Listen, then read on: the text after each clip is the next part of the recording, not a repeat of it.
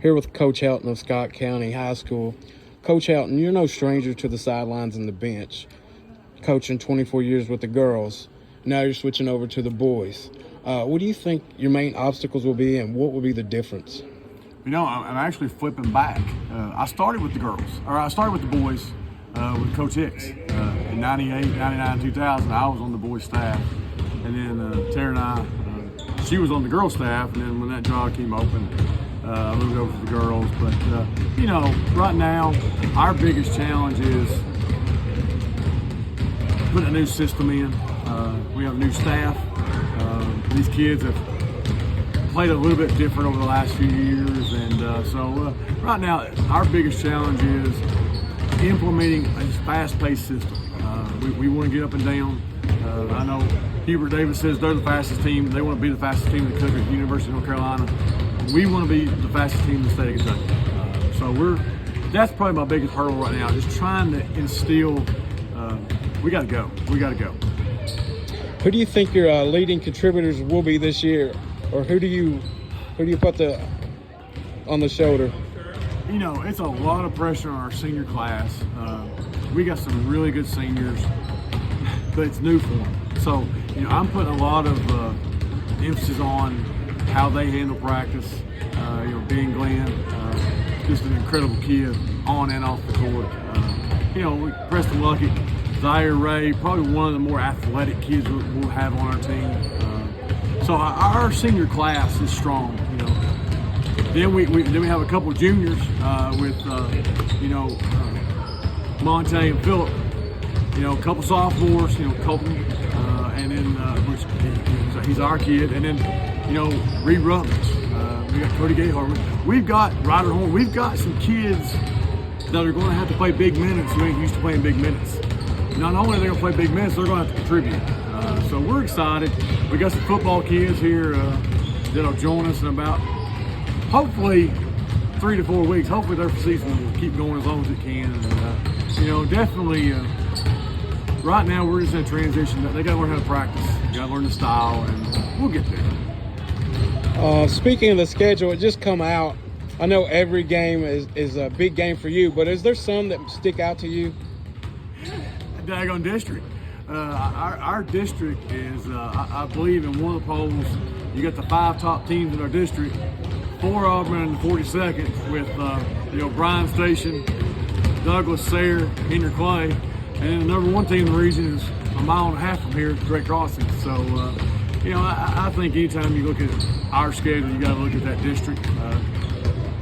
I don't worry as much about the region yet because we got to find a way to get out of the district. So those district games are important.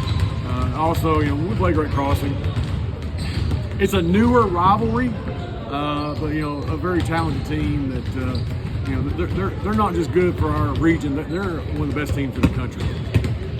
So your first year, what are your goals for the team? You know, I think my overall goal is to really just solidify the system, kind of put that system in. We've got some young kids coming up. We've actually got some 7th and 8th graders who are practicing with us. Because right now, every drill is a little different. I told them one day it's like living in Groundhog Day because they forget. It's something totally different. The names are different. The drills are different. So getting that comfort level, that's one of my number 1 goals. You know, the Carolina way is you're going to play hard and play smart and play together. Right now, we got to get them playing hard. We'll figure out playing smart and playing together as the season progresses. But it's a good group. You know, our numbers are good. We've been very blessed. We've got some talent, but it's just going to take some time to put us all together. Because I got to learn the kids, they got to learn me, and you know, good Lord willing, we'll figure this thing out day by day. You've been coaching for a while, and you're assistant principal.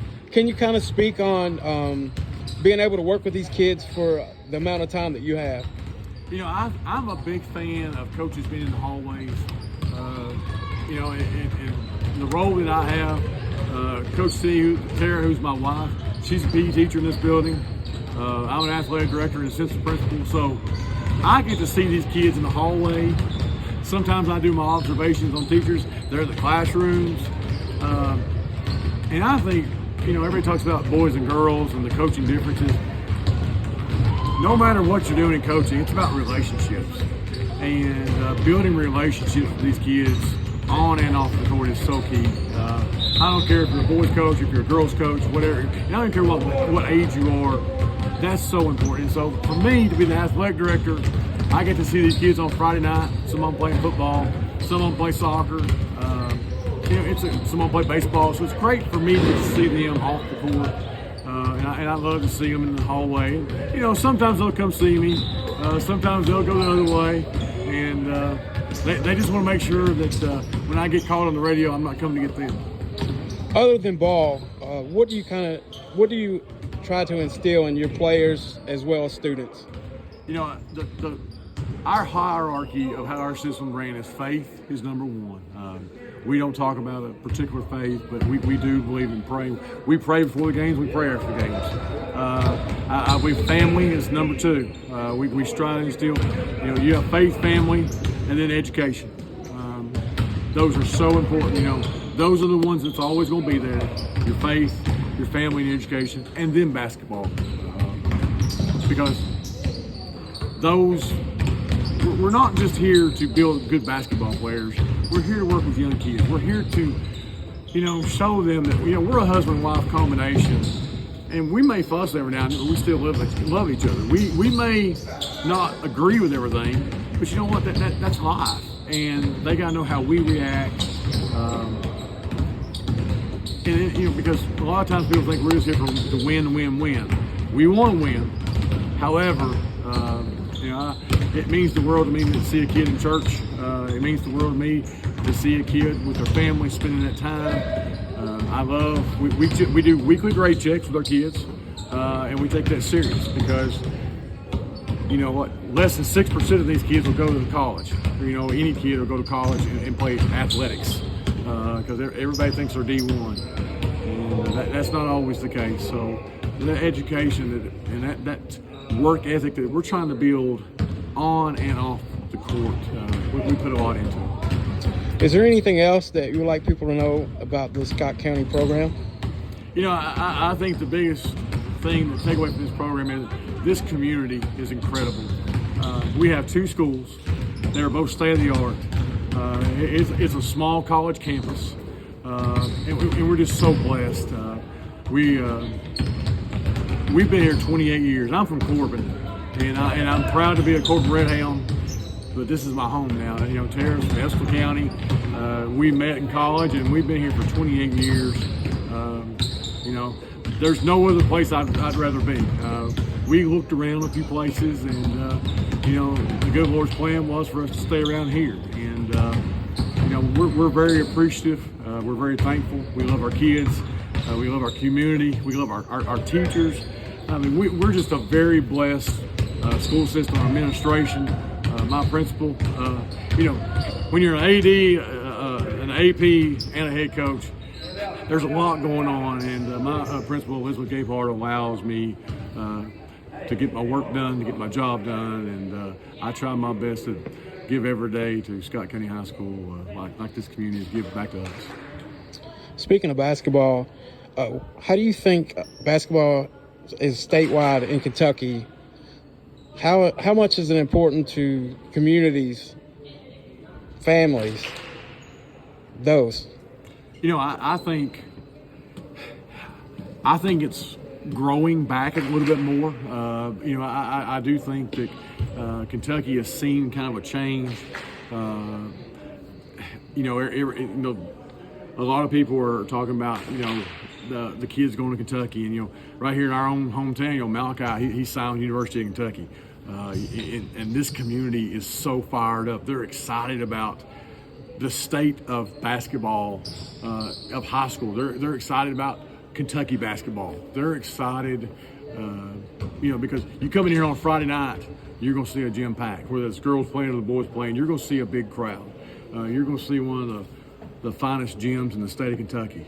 So I love talking basketball. I love sitting down and looking at kids across the state. You know, we're going to go to the mountains play a few times this year because our kids need to understand those mountain kids, that's life.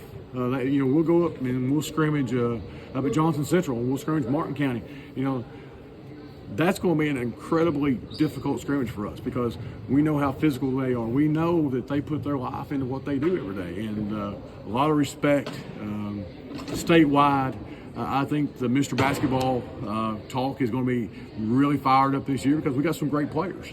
I'd love to see our kids, you know, get that notoriety that they deserve from our Western Kentucky kids or Eastern Kentucky, and, you know, Southern, Central Kentucky. There's good basketball in the state of Kentucky, and we're just proud to be a part of it. We're proud to coach our son, and you know, have an opportunity to grow together and hopefully make memories that we'll have with us from here on. Well, Coach, thank you for spending your time with us. Best of luck this season. Thank you so much for coming in with us, and you know, hopefully we're just going to grow day by day, and hopefully get a little bit better, and we'll see how the season goes. Awesome.